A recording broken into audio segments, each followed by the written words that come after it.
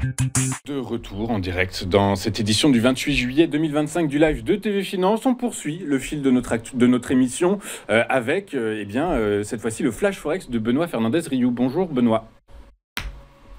Bonjour.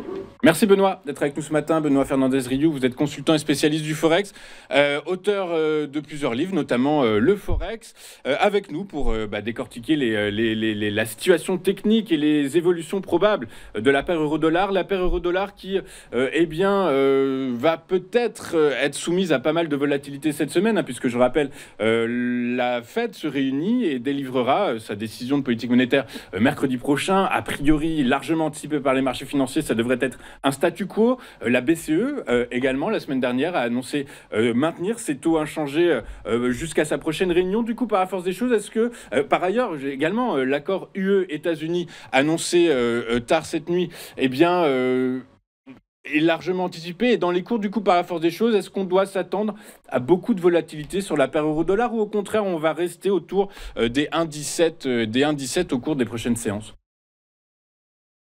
Alors oui, vous l'avez dit, il y a beaucoup de choses qui impactent l'euro-dollar au plein cœur de cet été.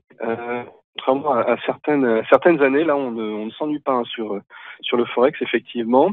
L'euro-dollar, en fait, qui a touché 1,1830 exactement au plus haut début juillet, est désormais en repli. Il a un petit peu fait du yo-yo, effectivement, puisqu'il a touché un point bas il y a 10 jours autour des 1,16, un petit peu en dessous.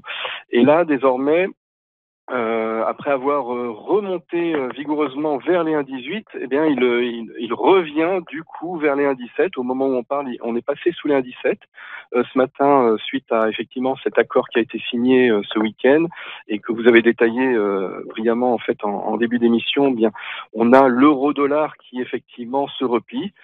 Donc l'euro qui laisse du terrain et l'euro-dollar donc évolue à la faveur du dollar américain, puisque cet accord, de manière générale, est quand même plutôt en faveur, effectivement, de la zone US plutôt que de la zone euro. Les Allemands s'en plaignent, d'ailleurs, puisqu'ils sont très exportateurs et ils sont assez impactés par cet accord.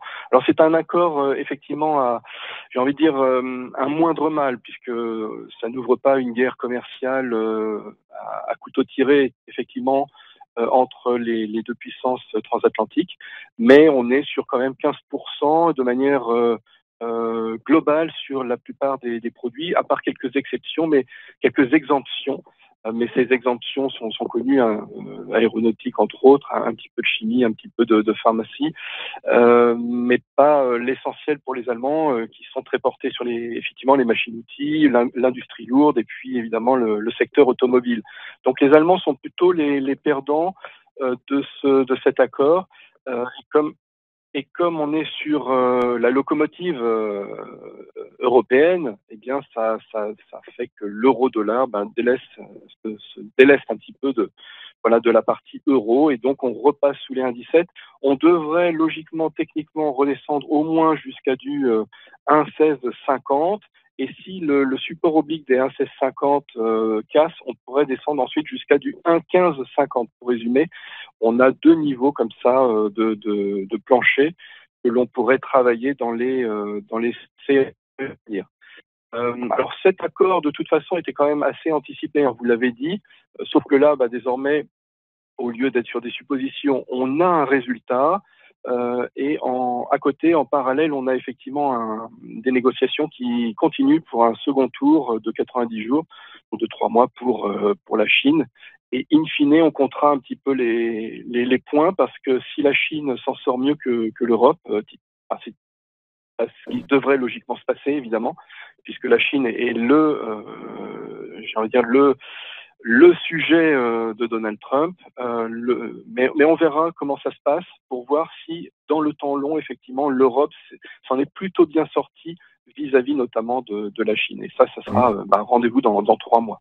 Oui, très clair. Et puis je note, j'apporte une petite précision, mais qui a toute son importance quand même. C'est que cet accord, pour l'instant, c'est un accord de principe, puisqu'il doit être validé, ratifié par le Parlement américain, mais également par le Parlement européen. Bon, il y a de fortes chances que ce soit le cas, mais quand même, pour l'instant, on parle encore un petit peu au conditionnel, même si bon, tout le monde s'accorde à dire que ça reste quand même la version quasiment définitive et qui sera appliquée très prochainement. Merci beaucoup, Benoît, d'avoir été avec nous. Benoît Fernandez-Rioux, vous êtes consultant et spécialiste Oui. du Forex, avec nous très régulièrement sur Téléfinance et je vous en remercie beaucoup. Et bah, écoutez, nous, donc je le répète, on va marquer une pause, une pause salvatrice, estivale salvatrice, et on vous retrouve dès la rentrée pour bah, écouter une nouvelle saison de décortiquage de l'actualité, d'impact de cette actualité sur l'évolution notamment de la paire euro-dollar. Merci beaucoup Benoît d'avoir été avec nous. Je vous souhaite d'excellentes vacances si vous en prenez et je vous dis donc à très bientôt sur TV Finance. On marque une dernière courte page de publicité dans cette édition du 28 juillet. On se retrouve dans un instant pour la suite et la fin de cette édition. À tout de suite.